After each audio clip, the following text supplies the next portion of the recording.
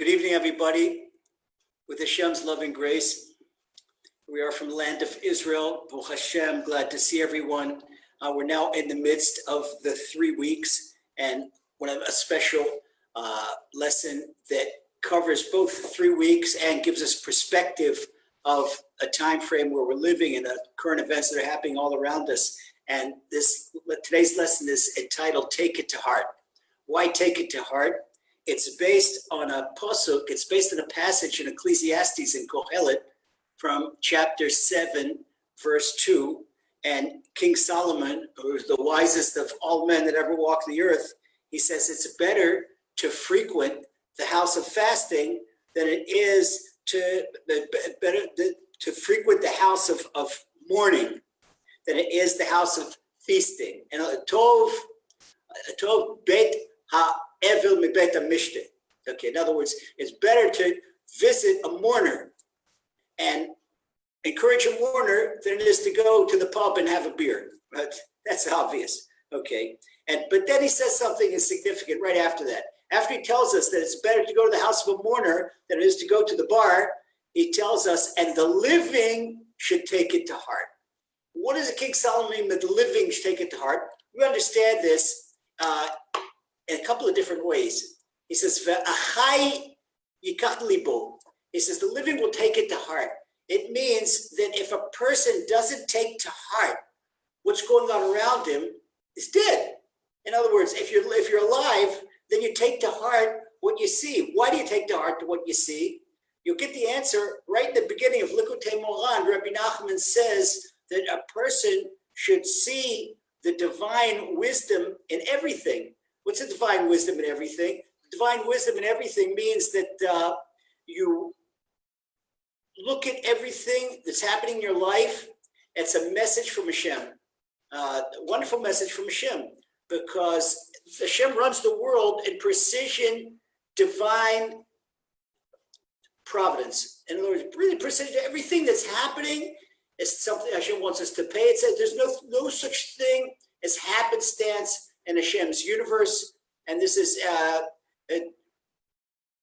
in opposition to what many of the physicists say, that it's random and things are. There's nothing random in Hashem's world. Everything is the exact precision result of Hashem's personal supervision, which we call divine providence, over every one of us particularly, and all of us as whole.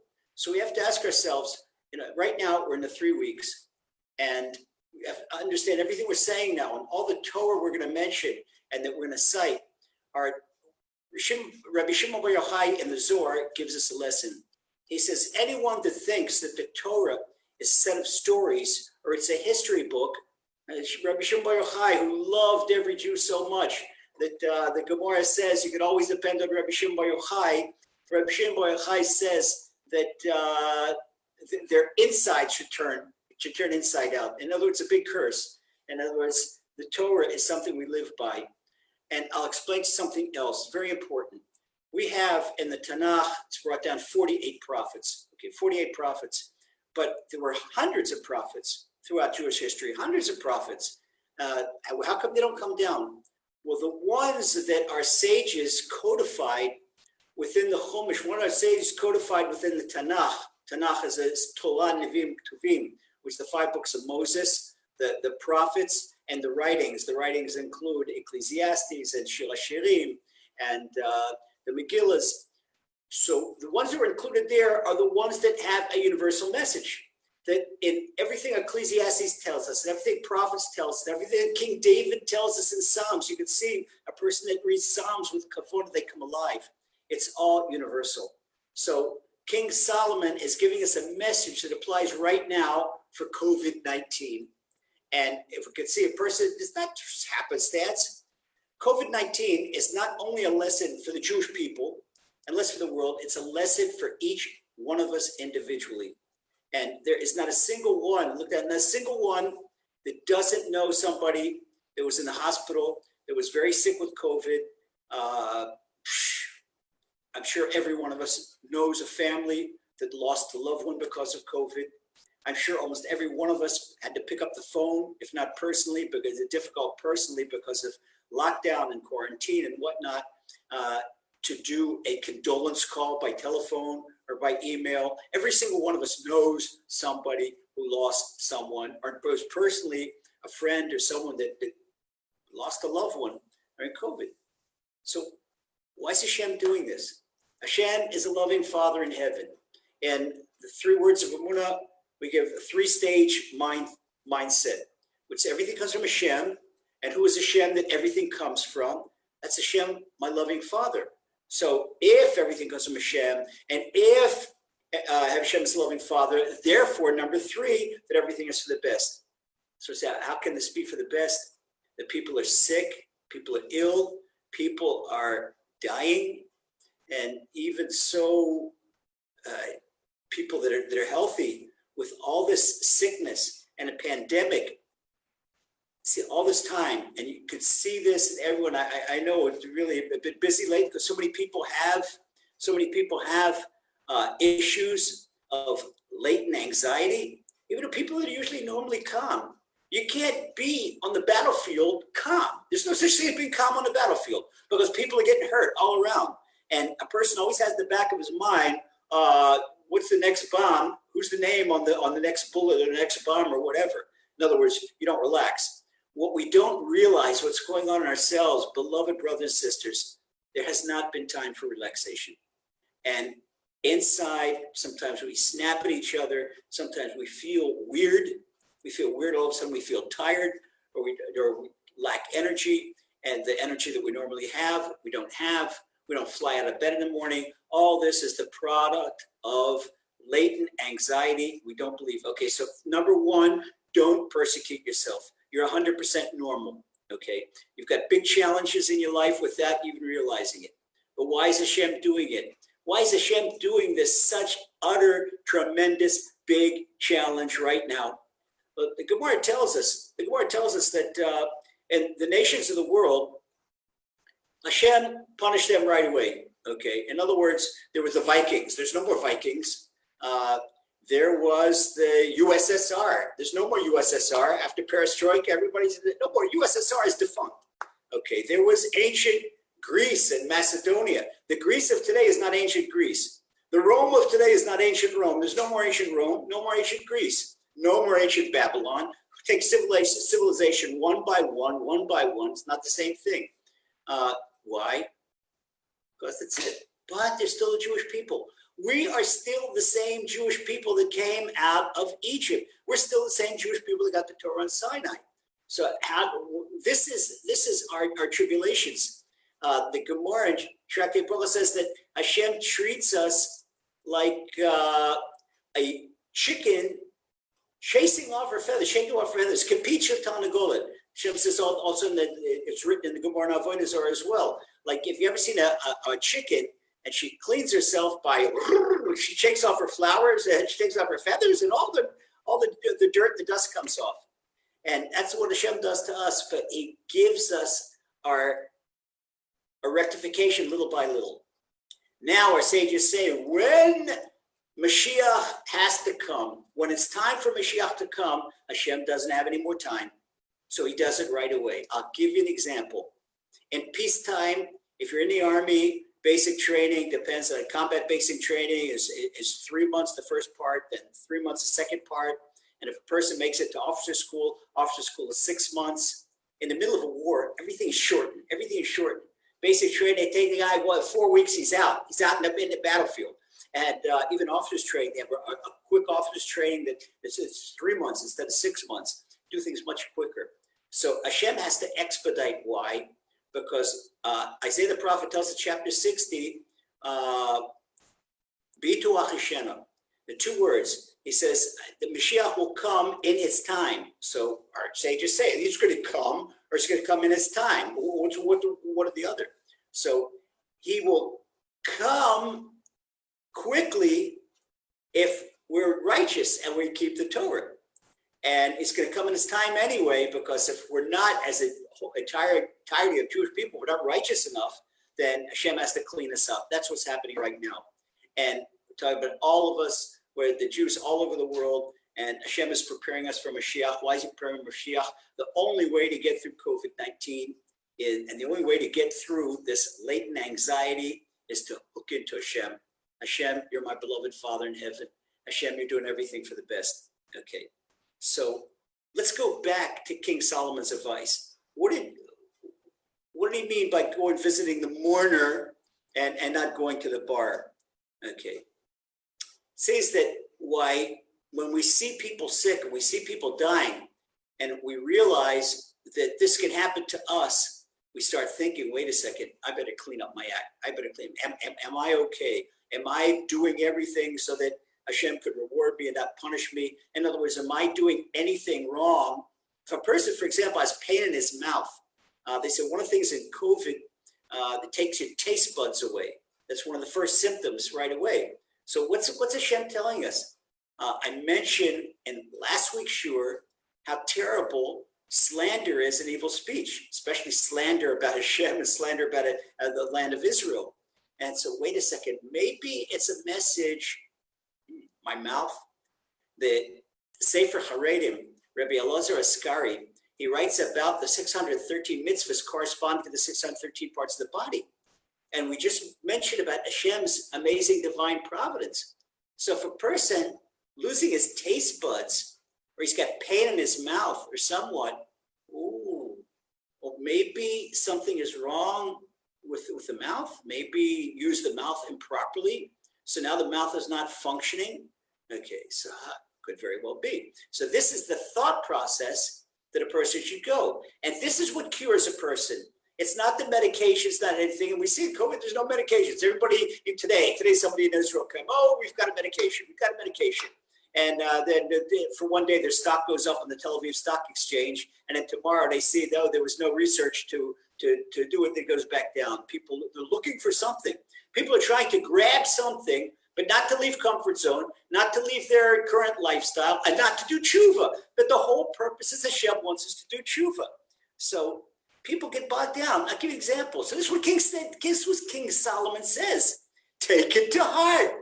What you see going on, take it to heart. In Israel, there's an expression in Hebrew, al tikach lev, don't take to heart. They said, don't take to heart, eat, drink, and be merry. There's a type of fatalist, secular outlook. No, tomorrow we're going to go into war, and tomorrow you're going to kill in the war. So today we're going to eat, drink, and marry. No, that's not what Hashem wants from us. Hashem wants, hayom min b'kolo tishmo. Today you should listen to his word.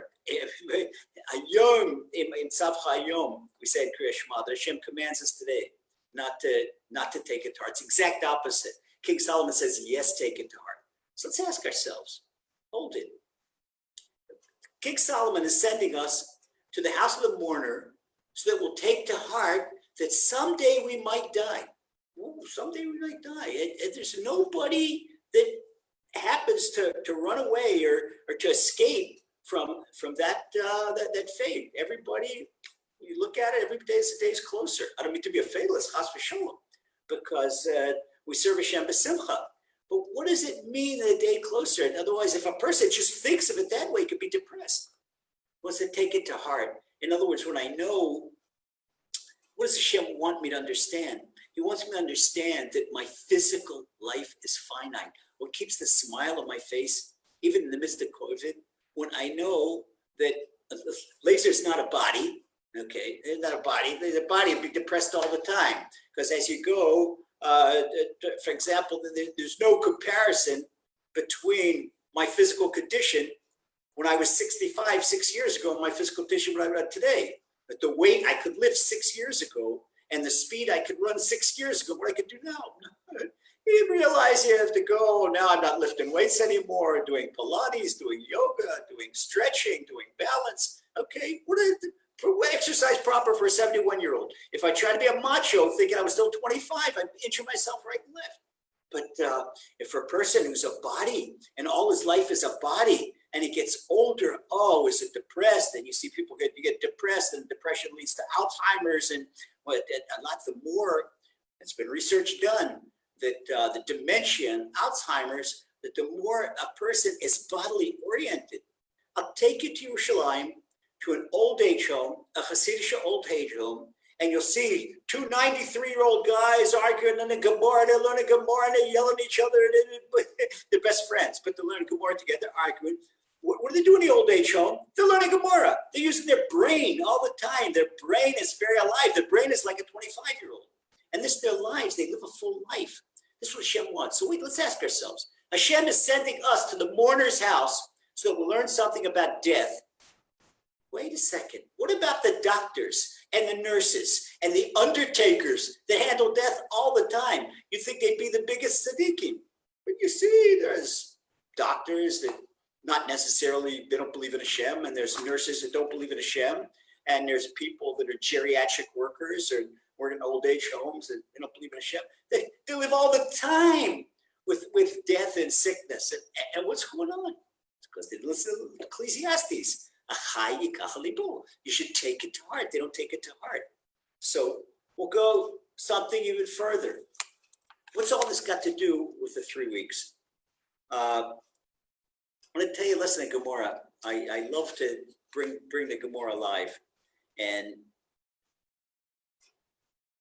have to stop and think a matter of priorities. This is what Hashem wants. There is a Gemara. There's certain segments of Torah that we're allowed to learn on Tisha B'Av. The big picture on Tisha B'Av, we're not allowed to learn Torah because Torah gladdens the heart. For a lot of people, Torah is heavy. Okay, if the Torah is heavy on your brain, it means you're not learning, because King David says, "Pekudei Hashem Yesarim Mesamchei Lev," that the words of Torah are straight, they gladden the heart. So if a person is learning, if a person has joy in his learning, hey, good. My brother, my sister, you're learning Torah like you should. But if a person thinks, oh, this is heavy, this is something I've got to do, this is just an obligation. No, that's not Torah. That's not Torah. So because Torah gladdens the heart, we're not allowed to learn Torah on Tisha B'Av. But we're allowed to learn the prophecies of Jeremiah that talk about the destruction of the Second Temple. We're allowed to read about the Holocaust. We're allowed to read about the destruction of the Second Temple. We're allowed to learn the pages in Gemara Gittin.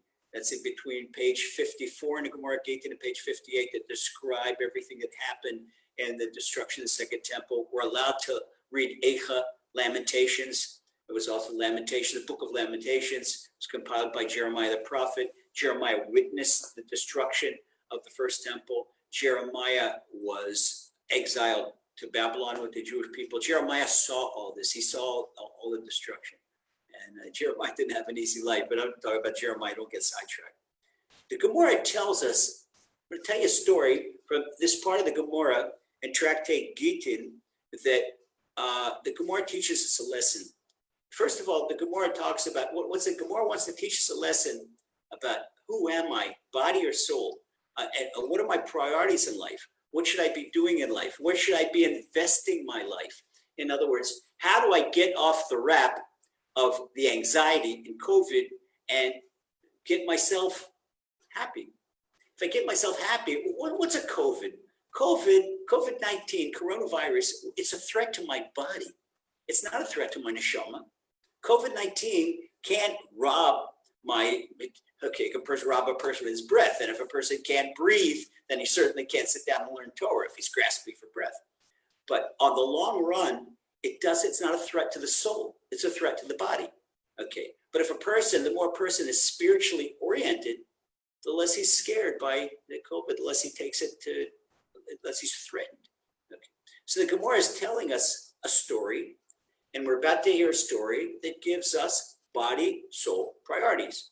Okay, body, soul priorities. First of all, before I tell this Gemara, I'm going to go to the end of the Gemara. When the end of the Gemara tells about the three richest men in Yerushalayim. The three richest men in Yerushalayim were Nakdemon ben Gurion.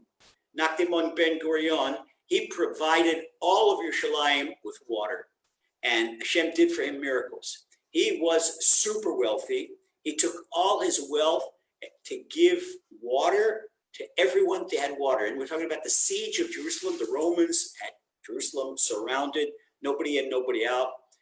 Jerusalem has a limited sources of its own water. You have to go outside the walls of Jerusalem to get water, because inside walled ancient Jerusalem, there's a few wells, but not enough for all the people. There were millions of people at the time of the Beis Hamikdash, the Holy Temple. So there was a drought in Israel for 3 years, and there was no more water. So Nakdemon went to a person who owned some springs, like Pennsylvania Spring bottled water. He owned a spring, an unlimited spring. Okay, and Nakdemon said he wanted the water, but he didn't have the money to pay for it. And he signed a promissory note, like he mortgaged all his properties for that thing. So the guy says, okay, you've got 30 days to pay me, 30 days to pay me. And if you don't pay me in 30 days, then you're in big trouble.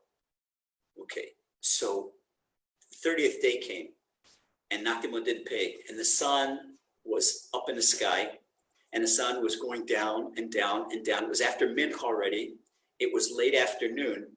So the rich guy who owned the Pennsylvania Springs, he sent a message to Nakdemon, pay up, brother. Come on, pay up. He didn't have the money. So he went to Hashem. He said, Hashem, you've got to help me. You got to help me.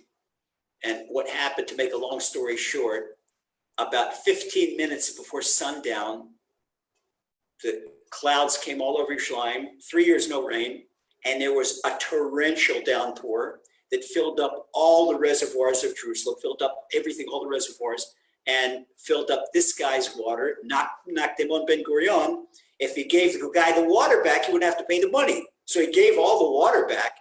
Okay, but the guy says, he sent another message with his servant, you still got to pay because the sun's gone down. So what does Hashem do? He cleared the clouds and the sun was still there. He says, no, it's not. It's not the end of the 30th day.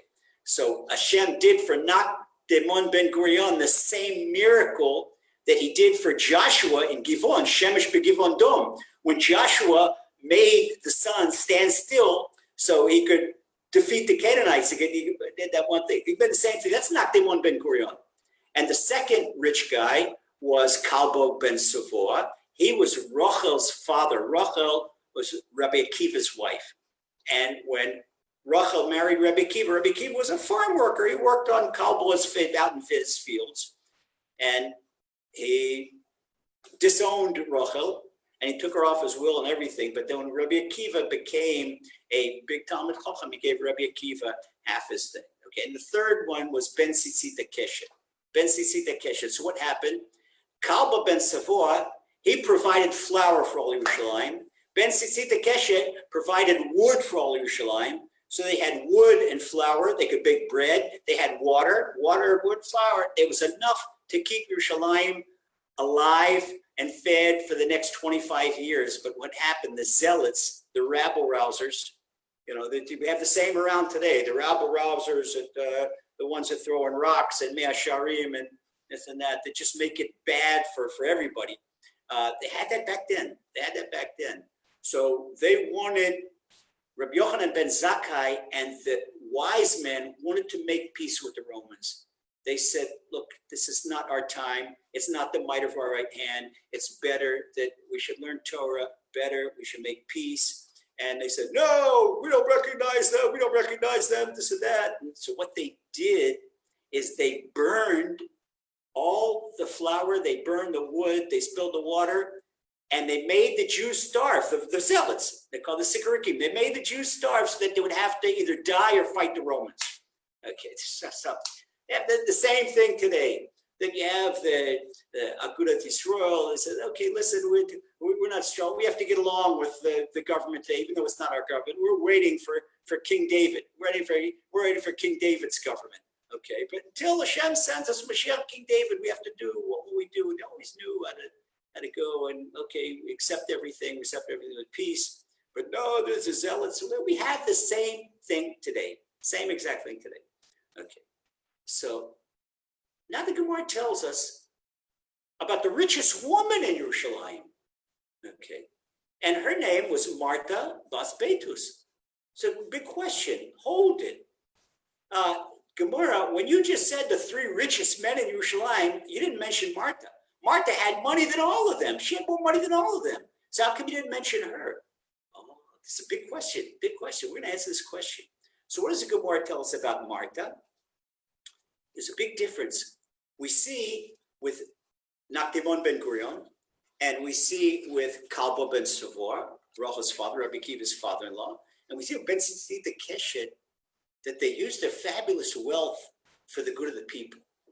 And Martha, she was so rich. Martha lived, at the time of the temple, there was Upper Jerusalem and Lower Jerusalem, where King David is buried today in Mount Zion. That was Upper Jerusalem. Upper Jerusalem was a very fancy neighborhood and all rich people and big mansions. And Lower Jerusalem, that's where the temple was, and that's where the Kohanim lived.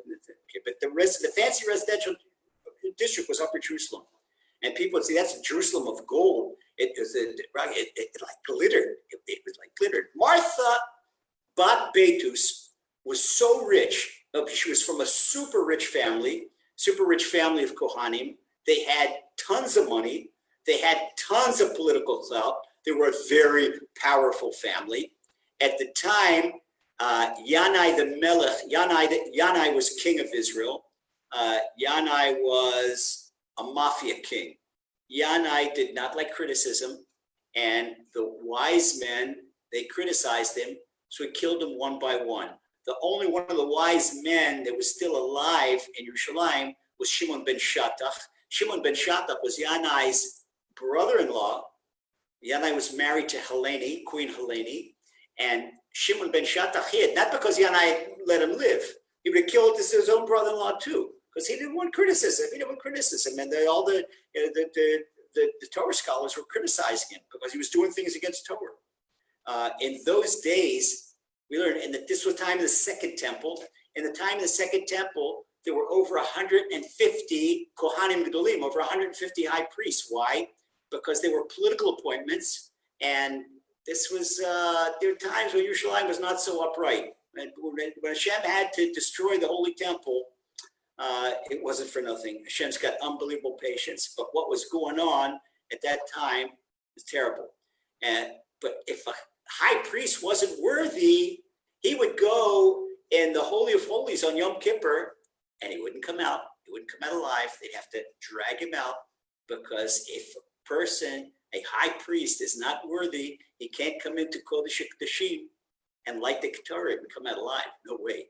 And that's why they used to celebrate. We say it in our Yom Kippur prayers, Malek Cohen, about when a Cohen would come out alive from this really, like he would atone for all of Israel, and he would come out alive because he was righteous, and he would shine with divine countenance, with divine light on his head. Malek Cohen, it was like looking, the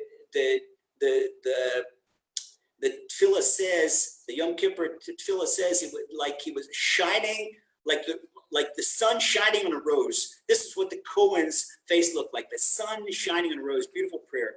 Okay. So Helene was so rich, she lived in Upper Jerusalem, that the path from Upper Jerusalem, when she would go to the base of Mikdash, her servants would put down silk carpet, so that her feet would not have to touch the ground. That's how rich she was. She would not touch the sidewalk. She would walk on the sidewalk. Her servants would lay out a silk carpet. This is how rich she was. Okay, so what happened with her? The Gemara in Tractate Yevomas tells her that she was so rich. Her fiance was Yeshua ben Gamla. Yeshua ben Gamla was a really good guy. He was a Kohen, and he was a regular Kohen.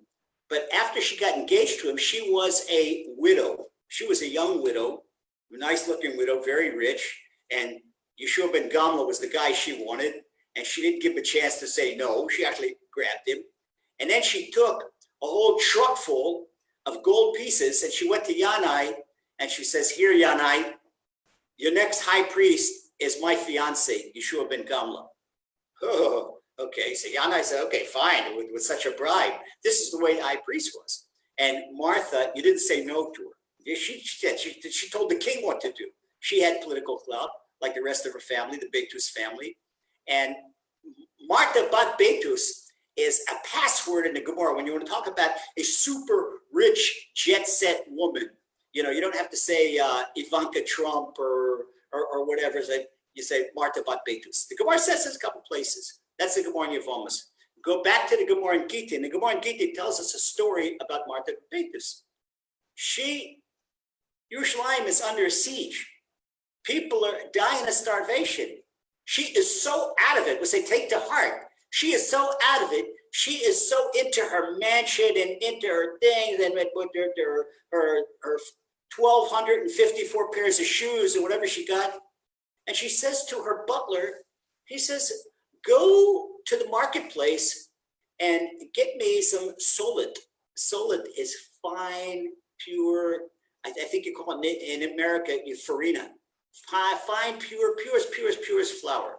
Okay, go get me farina. So the butler goes to the market and he comes back and he says, there's no more farina. She said, okay, well, get me white flour. He goes to the market and he comes back and he says, there's no more white flour. Which is, well, get me black flour. You know, black flour was the whole wheat. It's what the poor people eat. It's with everything. Today it's whole wheat. People like whole wheat healthy, but back then it would everything inside of it, the chaff, the straw, the seed, everything, all ground together. Give me some black flour. Black flour. No, he comes back. He says, madam, there's no black flour left. She says, well, get me some barley. Barley, back then in ancient Israel, barley was food for the donkeys, food for the cattle. So he goes, comes back, no more barley. So she was barefoot. She was walking around her kitchen, and she says, what, there's nothing to eat? I'm going to find myself. So she went out on the sidewalk barefoot for the first time, and she stepped on a piece of donkey dung or something like that, horse dung, and it was so disgusting to her that she died. She fell right there. Okay, so on that, there's a passage in Lamentations about her, and the passage in Lamentations says that Anuga shekaf ragla lo naga, that the spoiled girl whose the sole of her foot never touched the ground, that she's dying of starvation. This was talking about the Jeremiah the prophet. It was alluding to what's going to happen. This was a curse in the Torah. If we look at Kitavo, at chapter 28 of the book of Devarim, chapter 28, it says, the tender and delicate woman among you, who would not adventure for the sole of her foot upon the ground because of her delicateness and tenderness, that she finished. This was one of the things. And then when they heard the word came that Martha bat Bitus, she's not living, she got killed. Then Yochanan ben Zakkai, he quoted that particular passage. Okay, so now we can see what. Oh, I forgot to tell one important part of the story. Before she went on the sidewalk and she saw there was nothing to buy and she went to look for something, she took all her gold and she threw it out on the street and she said, there's no more use for this. I got nothing to eat. No more use for this gold. And then she went on the sidewalk and she died. Okay, right after that. She took everything. Her whole life was to amass money and power. She did not give tzedakah. She was not like, why she's not mentioned with the three people? Because the three people that mentioned, the three richest people in Yerushalayim, they are the ones who understood why Hashem gave them riches. If Hashem gave them riches, it's to do good for the Jewish people. It's to do good for the people of Yerushalayim. And that's exactly what they did, not her.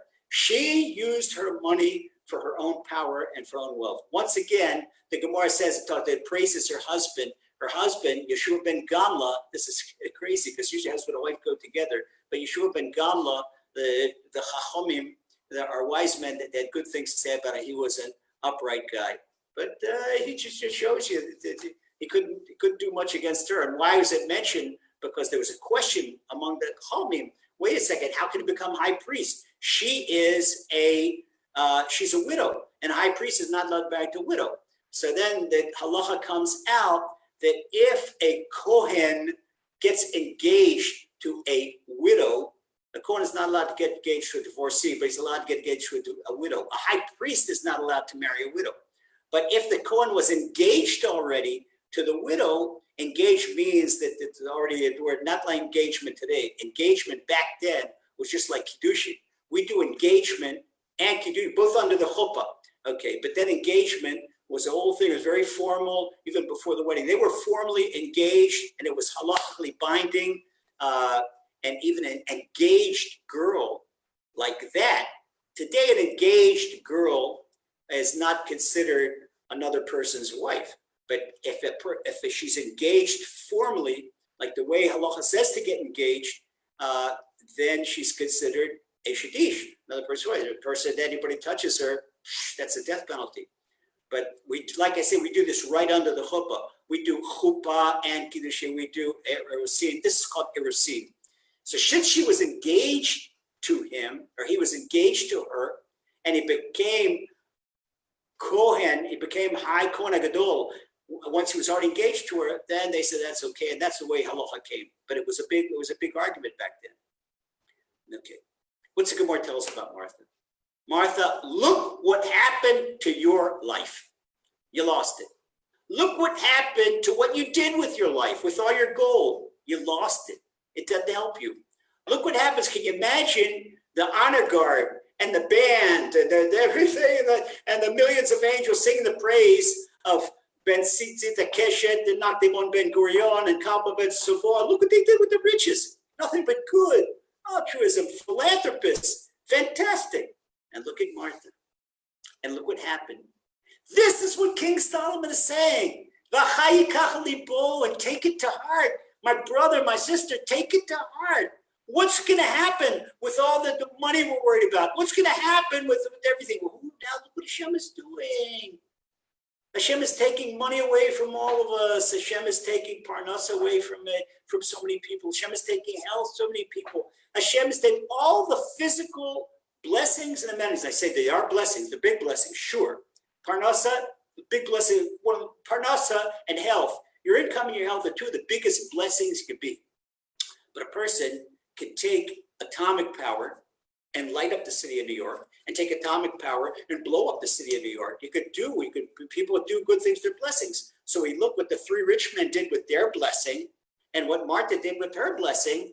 So their blessing is for eternity. The Gemara praises them, and they're praised forever and ever and ever. And what happened, and look at Martha. And she's an example of Miss Jess Setter that, hey, lady, nothing's left of your Monte Carlo lifestyle. A Monte Carlo lifestyle for Jerusalem, not that. Nothing's left of it. That's take it to heart. That's what King Solomon's taking us. And now we have the same exact message with COVID-19. My beloved brother, my beloved sister, take it to heart. Why is Hashem taking away people's income? Why is Hashem taking away people's health? Hashem is showing us, my beloved son, my beloved daughter, I don't want you to be like Martha Bat Betus. Hashem is telling us we don't want you to be like that. So people are, well, I want more money and I want more this, I want more that. Where's the wish before you go to bed at night? Hashem, let me understand my Torah. Hashem, help me daven better. Hashem, help me get close to you. How many people are begging Hashem for parnasa? Hashem, give me money, give me this. Sure. Legitimate. You got to feed a family. You have to feed a family. But ultimately, the more you hold on, I'll give you an example. You want money? That's fine. You want money? Ask Hashem, Hashem, give me more trust in you. Give me more trust. What do you care where the money comes from? What do you care whether it comes from your work, or whether it comes from a windfall? What do you care whether Hashem sends your bread, whether you go to the supermarket, whether Hashem sends it right to your doorstep, like the manna in the desert? In fact, it's really sweet when Hashem sends it right to your doorstep. It's really sweet when you have a lovely backyard garden and you've got all these beautiful tomatoes and peppers and nice spices and everything, some little wind chimes and a beautiful backyard garden. You go right in your backyard garden and you eat your tomatoes right off the vine. Hashem is putting this right in your backyard. You don't need the supermarket. You don't need anything. And that's so beautiful. And it's just so lovely. So but if Hashem brings your backyard garden right into your kitchen, what do you care? What do you care how the tomato comes to your kitchen? Okay, but it's a blessing. It's a much bigger blessing. Hashem brings it right to your kitchen. No, but people want it. I want it in my bank account. I want it in greenback dollars. A dollar? Why? Dude, the dollar's just going down and down. We can't trust the dollar. We can't trust the dollar.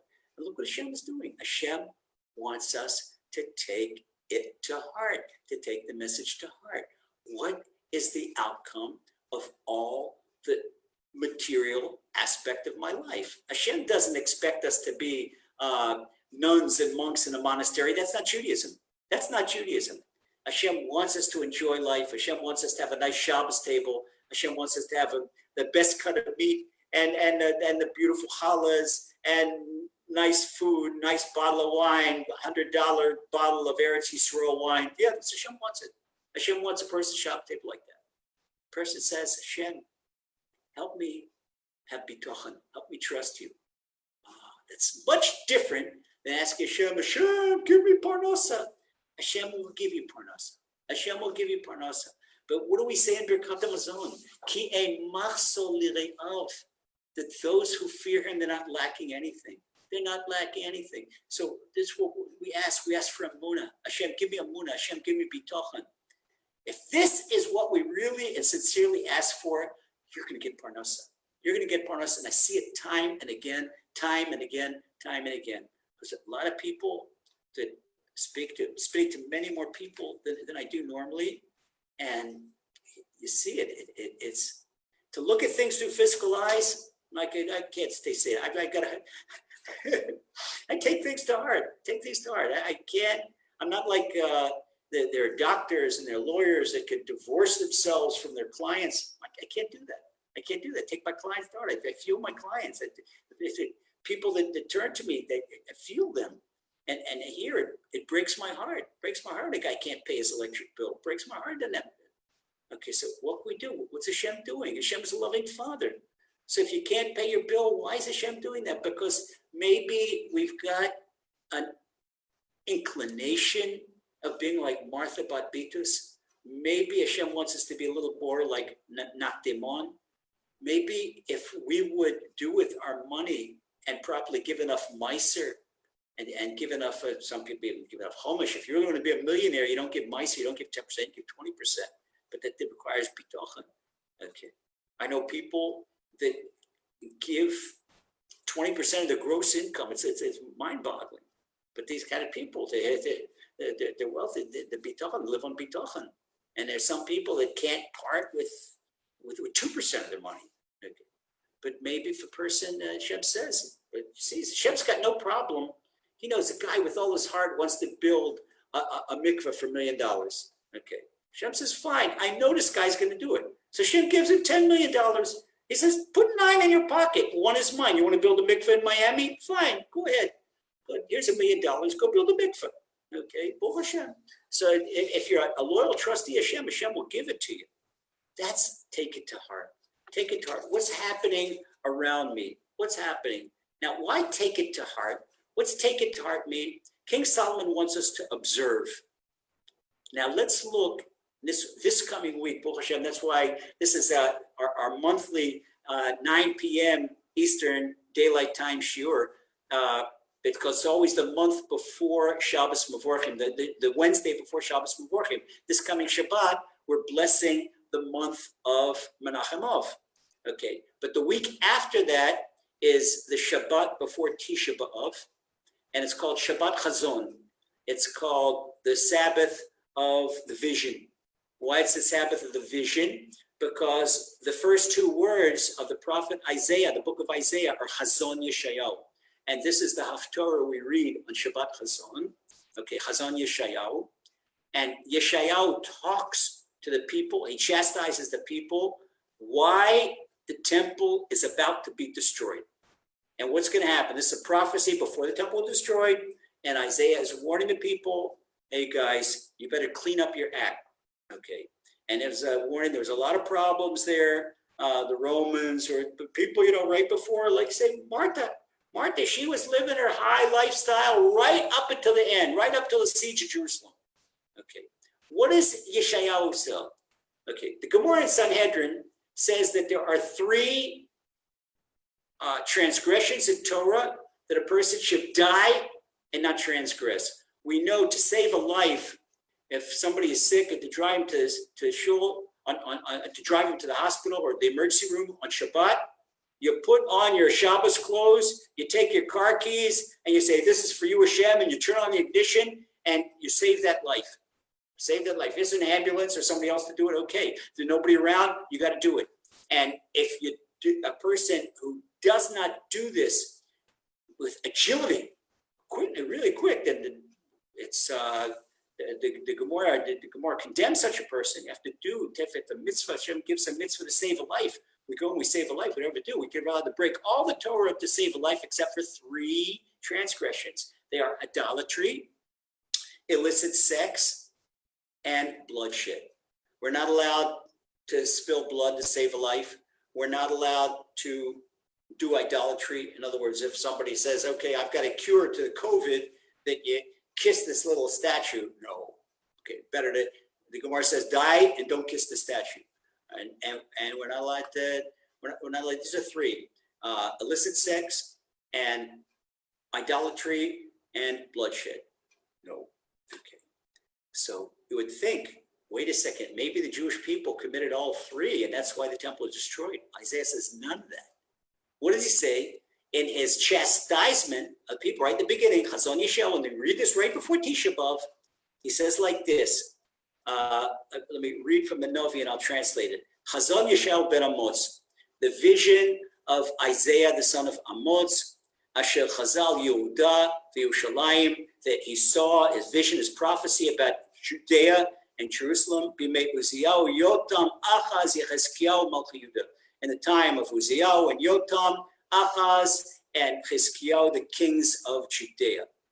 And he says like this, famous pasuk, Shimu Shamayim v'Azinu Haaretz. Oh, hear, O heavens, and listen, earth. He made the heaven and the earth witnesses. The heaven and the earth, why the heaven and the earth witnesses? Because they're never destroyed. They're here forever. And he says, don't say that I've got 2 witnesses that aren't live anymore. No, it's the same heaven and earth that witnessed the destruction of the temple are the ones that Isaiah is calling to act as witness. He's making them swear that they're going to be witnesses forever, that the sky and the earth are witnesses. Why the sky and earth are witnesses? Because they're witnesses that when we do Hashem's will, the sky gives the rain, the earth gives the fruit. We don't do Hashem's will, then there's drought, there's difficulty, and there's plague, and there's sickness, or whatever. So this is Isaiah. He says, this is Isaiah the prophet. Hear, O heavens, and listen, earth. Okay. Banim gidalti ve'romanti ve'im pashubi. I raised my sons and uplifted them. This is the sons, Jewish people. I raised them. I gave them Jerusalem of gold. I gave them money. I gave them Beis Hamikdash. Hashem is saying, I gave my divine presence in their midst. And look what they do to me. Look what they do. They sin against me. Not they sin, and Pashut, they rebel against me. Wow. And now this is the worst. Well, all the curses in Torah and everything in Torah, this is the worst chastisement in all of Torah. Yada shol koneu v'chamo v'usbalav Yisrael lo yada ami lo itbonan. The ox knows its owner, and the donkey knows its master's feed trough. In other words, the ox can tell you, yeah, that's my owner. Because ox acts different to his owner than he does to somebody else. Somebody else has danger of getting butted by the ox or getting hit. He's not going to do that to his owner. Ox does not do that to an owner that feeds him. He doesn't kick. You can take the biggest bull and a dangerous bull. If he's got an owner that feeds him, I know I'm an agriculture graduate. I worked my way through university by taking care of cattle at the University of Maryland Experimental Farm. And get a big killer bull. Had this great big Angus bull, big black bull thing, weighed more than a metric ton, weighed 2,400 pounds, and it was dangerous. I used to feed him every single morning and give him grain right out of my hand. And he was gentle. You can see this. He says, an ox knows his owner. Ox knows the person that feeds him. There's a bull knows the person that feeds him. Donkey knows his master's feed trough. A donkey, the same thing. Donkey, the same thing. As a Moshavdik, he used to have a donkey. Okay, that donkey. My donkey's name was Jimmy. Okay, Jimmy, loyal donkey. All that give Jimmy his straw on time and his grain on time. And Jimmy was hungry. At 4 a.m, he was my alarm clock. Okay, sorry. Anybody's hungry at 4 a.m, and to get up and go out into the orchards before it got hot. Okay, so Jimmy's the alarm clock. Jimmy's gonna start yelling at Jimmy. Then you give him his food. He was there. This is, you see this? It's true. As a farmer, I saw this. Okay, the donkey knows his master's feed trough, but Israel does not know. Israel does not know. You know what Hashem's doing? Hashem's feeding us, and Hashem's giving us every heartbeat, and Hashem is giving us breath. And people are saying, "Oh, where's Hashem? Who's Hashem that I should listen to him? And what are you, primitive? What are this?" And people got modern agendas and all kinds of stuff goes against Torah. And blah, blah, blah. What do you care about society? What do you care what's politically correct? Hashem says something. It's a mitzvah of political correctness. No way. And all this anti-Torah agenda and all this gender stuff. People do whatever you want behind closed doors. But parade Torah transgressions, and that so that little kids in Cheder should say, "Mommy and Daddy, what's that parade? Why are there's people walking in the street undressed? Why should our kids be exposed to that?" No, but Dad, you're phobic and this and that. What do you mean phobic? Yeah, we're phobic to anything that goes against Torah, especially in the land of Israel. You understand? Oh, wait a second. I mentioned 2 weeks ago. You know what's happening in the land of Israel now? We are in the government just last night. Right now, it's Thursday morning already here. It's Thursday morning, almost 5 a.m. But last night, which is still Thursday night by you, or Wednesday night by you, last night the government said if the COVID doesn't go down in the next 3 days, there's no choice but got to go into another national lockdown. I don't know if the economy of Israel, oh, look what Hashem doing in the economy of Israel. Okay, what happened the first time? The first time, the government of Israel was light unto the nations, then locked down to no. But what the government said, they say, "Thank you, Hashem." Said, "We defeated COVID." Oh, I heard that. Uh-oh. You think that COVID is from Hashem. COVID was a coronavirus. Corona is this Keter, that's crown. That's Hashem. That's the man. You're messing with the crown. You're going to defeat Hashem. And Hashem did. Okay, let's see, doctors, how you doing? The doctors now admit we are powerless. The whole health ministry is about to collapse. Nobody knows what they're doing. It is total chaos. Total chaos. Why is it total chaos in the land of Israel? The moment that the land of Israel goes against Torah, that's it. This is the king's palace, king backyard. You don't do that. Outside of Israel, maybe get away with all kinds of different stuff. Just like in the cow shed, you can get away with things that you can't do. You know, muddy shoes in the cow shed. Who cares if you go with muddy shoes in the cow shed? You don't go with muddy shoes in the king's palace, okay? And you don't come into the king's palace with the shirt you'd wear, milking the goats. No, you don't do that. And it's the thing. So it's from Hashem. My nation doesn't take it to heart. Ami lo bonan. This is the reason of the destruction of the first temple, destruction of the second temple. Isaiah is telling us the Holocaust, the Inquisition, the pogroms, everything my nation doesn't take to heart. Isn't it about time we start taking it to heart? Hashem wants to give us a good life. What does Hashem ask us? What's the message of Corona? The message of Corona is a message from Hashem. That's what Amiloy, but to look around, as we mentioned in the preface of our lesson, that everything that happens in our lives is a message from Hashem. Hashem wants us to take it to heart. No, the Corona is not happenstance. And not just in Israel, there's a resurgence, from what I understand, terrible resurgence in Miami, right? And in Miami, our beloved brother, sister in danger in Miami, that so many people got sick all of a sudden, the second resurgence. It's all of us. Don't get the message first time. It's time to wake up. And beloved brothers, sisters, put your nose down. Take care of yourself. Take care of yourself. Hashem doesn't want us to go out and, why? Hashem close down the restaurants? No, it's about time that we eat nice, home-prepared, healthy, kosher food. It's good for the body and good for the soul. And not eat the junk out in the restaurants. Yeah, this is very good. This is what Hashem wants. Hashem wants us to lead a simple life. And Hashem's closing the stadiums. Now, you don't need stadiums. And Hashem's closing the restaurants. You don't need restaurants. Look what Hashem is doing one by one. Hashem hasn't closed Torah. It closed Torah. Take the Gemara off your shelf. Learn all you want. Learn all you want. I know they're big tzaddikim. I know there's one tzaddik watching this lesson, that one tzaddik, he's taking it to heart. One tzaddik watching this lesson. And he told me this week, he says, guess what, Rabbi Lazer? I don't watch TV anymore. That one tzaddik. This guy with the guy with the brain, this is the guy taking it to heart. I tell you, that individual, he's not going to get sick. Why is he not going to get sick? Because he understands Hashem's message. Okay, Hashem, I know I used to waste time with TV and web and Netflix and this and that. No more, Hashem. I'm back in my Gemara. Oh, my beloved son, you're going to be blessed. Okay, this is what take it to heart. This is the whole thing of take it to heart. Take it to heart. Take it to heart. The message. How can I be better? How can I be a little bit better? All Hashem wants us to do is what can, from my bodily orientation, throw it over the fence and turn it into a soul orientation. How can I be a little bit more spiritual and a little bit less material? That is the whole message. It's so simple. You don't have to go and to fast for 40 days and 40 nights like Rabbi Tzadok. He fasted for 40 days and 40 nights that there wouldn't be a destruction of the temple.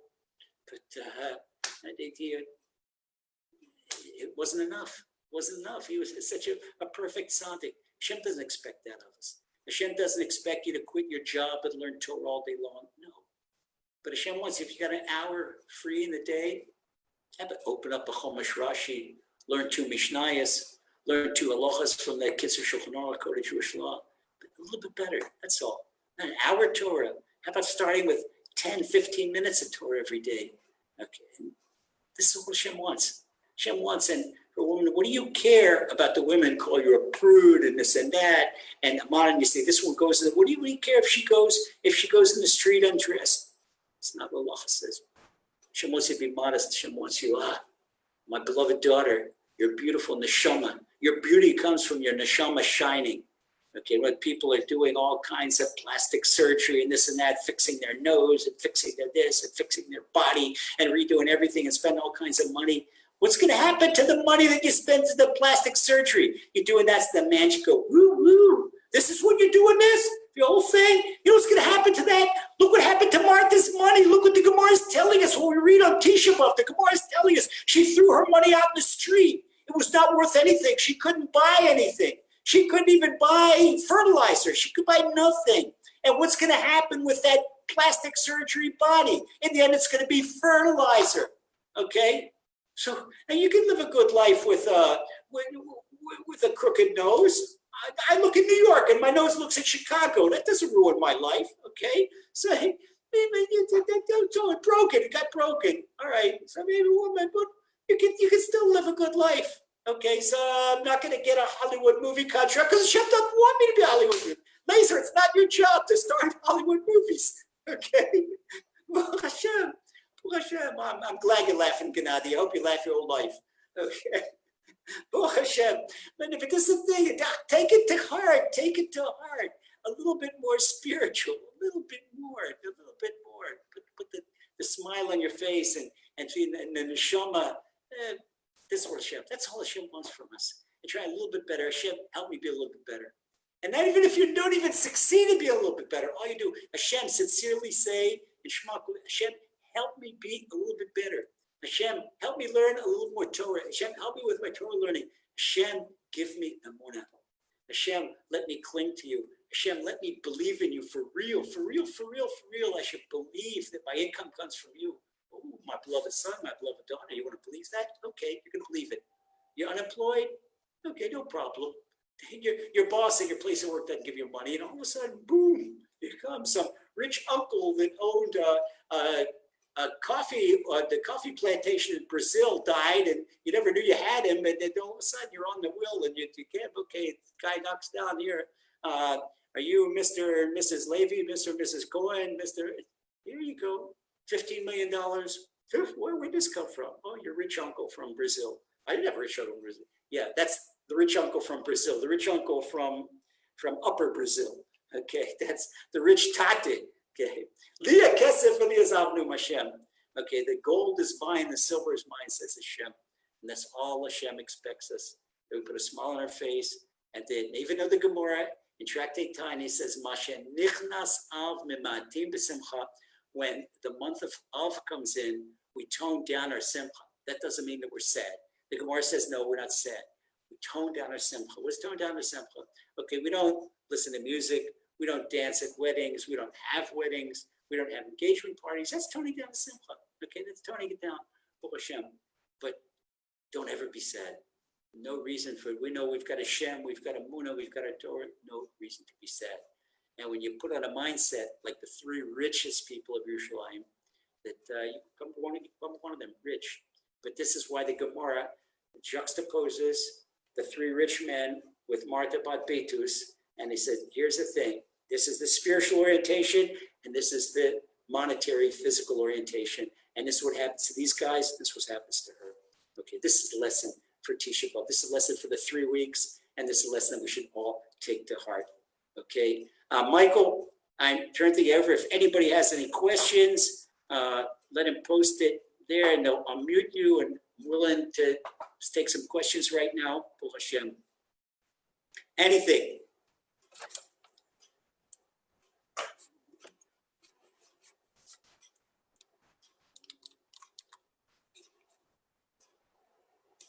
Okay, just say hello to everybody. Hello. Baruch Hashem, it's such a pleasure to see everybody. Okay. Hi, Rabbi Brody. Can I ask you a question?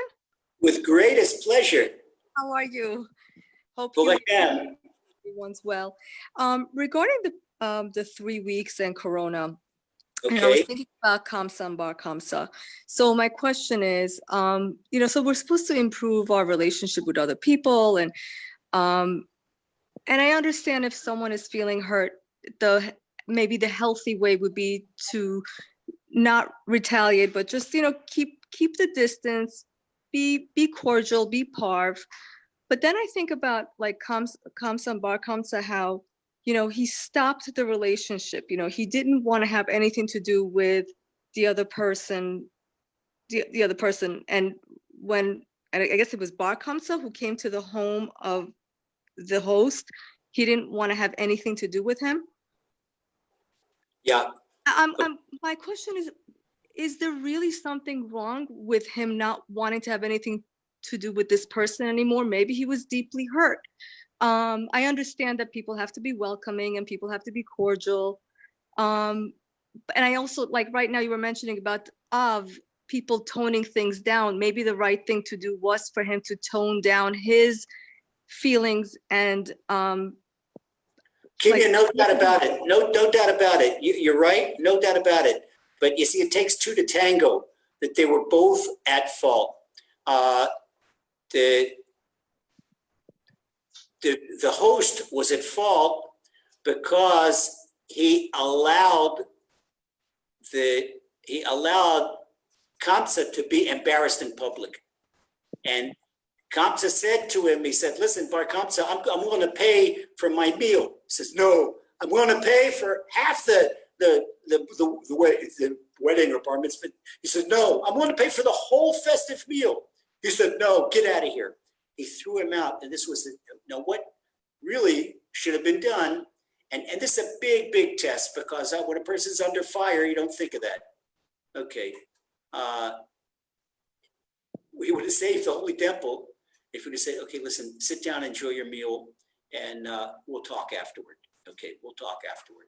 All right, so you should let him sit down, enjoy his meal, and then afterwards say, hey, listen, man, you really did me wrong. You really did me wrong. But to chastise him in a way that he's not embarrassed. Because one thing the Gemara in Tractate Baba Metzia, page 58b, says that it is worse. A person is better to throw himself in a fiery furnace than to embarrass another person in public. And not only was the embarrassment in public, the embarrassment was in front of all the all the prestigious rabbis of Jerusalem. And what got Kamsa so really perturbed that nobody protested the embarrassment. He was expecting one of the rabbis to come up and say, oh, come on, Bar Kamsa, let him sit down, let him sit in the corner and this and that, or one of the rabbis to pull Bar Kamsa and calm him down. But they didn't involve themselves. So this is, the rabbis are also at fault, because it says, Al tamod al dam re'echa. There's a prohibition in Torah, Kimya, that says that a person should not stand by and to see his brother or sister's blood spilled. Our sages tell us that embarrassment in public is worse than bloodshed. In fact, it is tantamount to bloodshed. It's like being murdered and being remurdered. Because when what happens when a person's murdered? He loses blood. Okay, why does a person's face go white, then red again when he gets embarrassed in public? Because the blood leaves his face. And that's just like being murdered. So nobody protested. So he was angry at Bar Kamsa. He was angry at the rabbis. And he went and he told the Romans. And he did the Romans. He was angry. So everybody was at fault. The rabbis were at fault. Kamsa was at fault. Bar Kamsa was at fault. It was a comedy of errors. And when you really learn this Gemara like you should, you stop to think, wait a second. And this is usually the case in an argument. Usually the case when two people are getting along. It takes two people to tango, like they say in English, right? It takes two to tango. Yeah.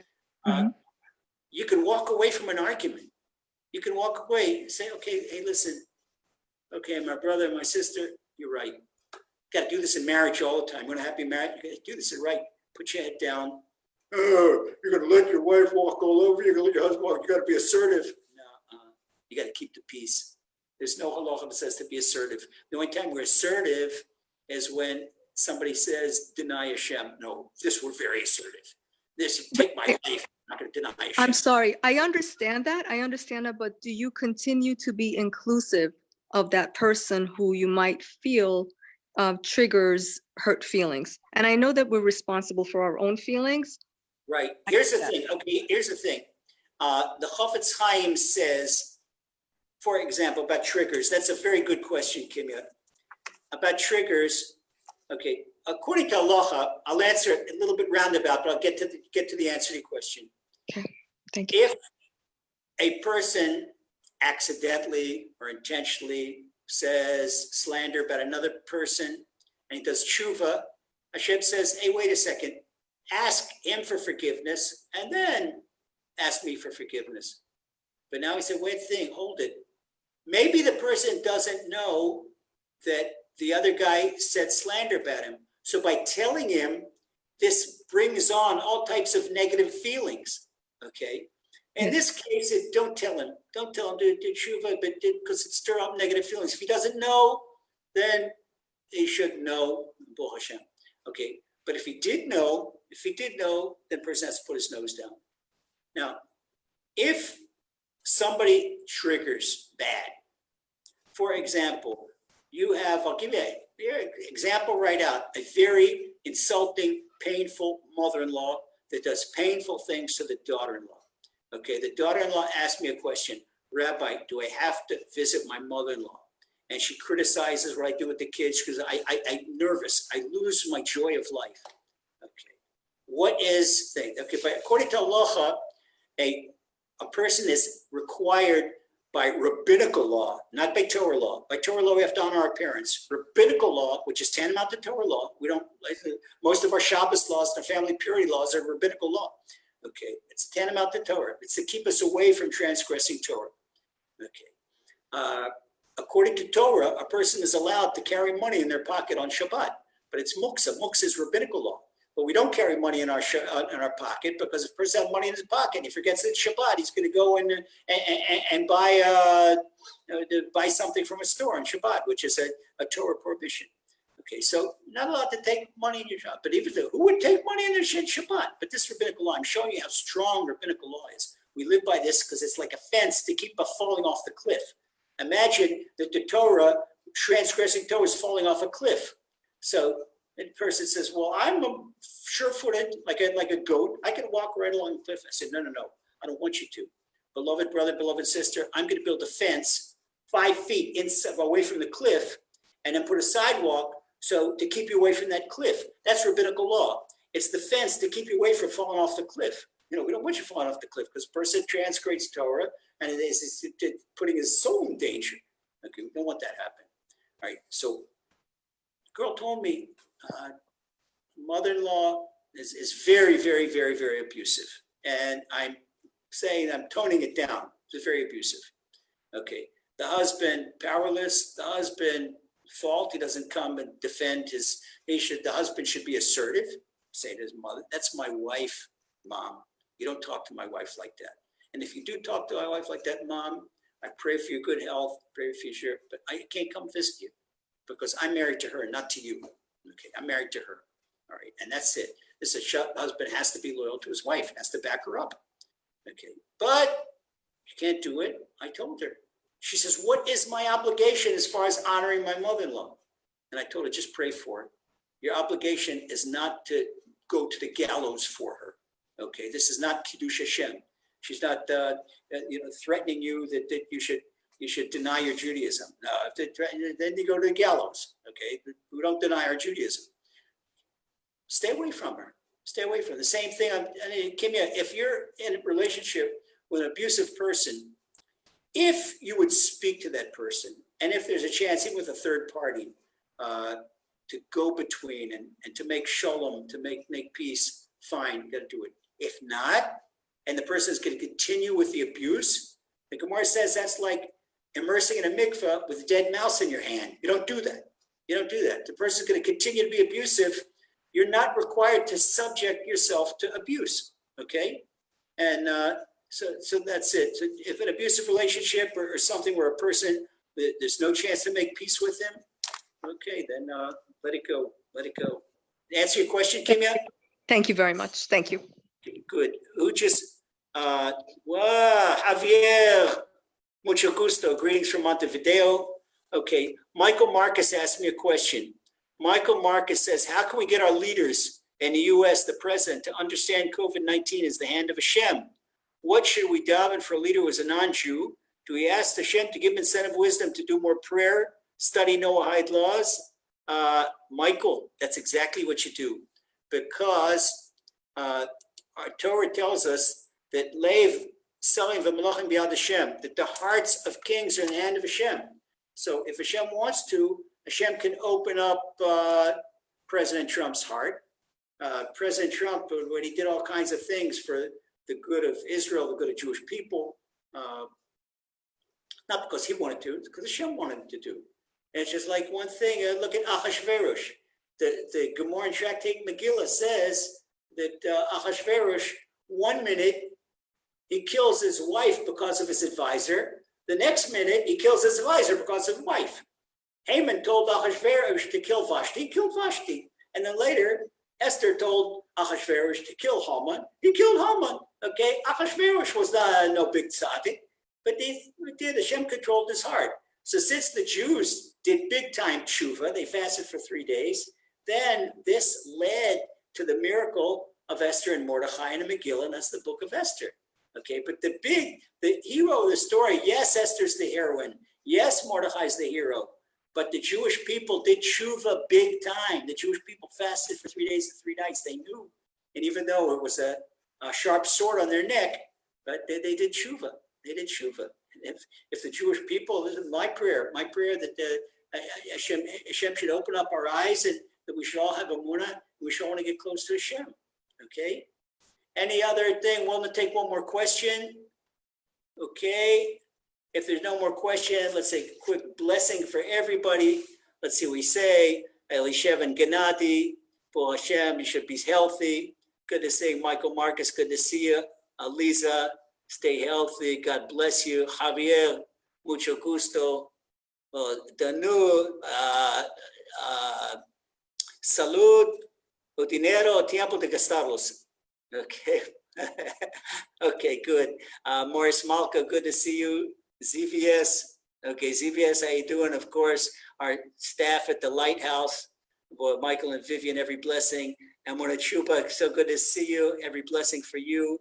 Yael, you and your family. Phyllis Miller, Maya Mendelson, Elisheva, Robin Miller, Courtney, how you doing? 13053. I wish I knew what your name was, okay, but you're blessed too. And Morris Malka, hello to you, and Miriam, Esther Ruth, and Ben Sion, Rhonda Wunsch, Gabriel Jasky, and Chaimke.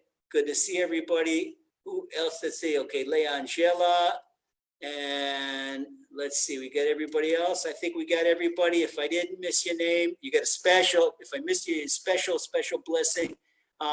Morris Malka, that I gave you a blessing. Good to see you. Pour Hashem. Okay, and God willing, we will see you. Thank you, everybody. I appreciate it. It's a special day that we're together. Everybody should have a wonderful new month of, and we hope that Hashem will take this 3 weeks and turn it into 3 weeks of happiness. And I bless everybody with good health and tons of income, all you need whenever you need it, and all your heart's wishes for the best. And God bless you. Okay, from the land of Israel, take care. Bye-bye.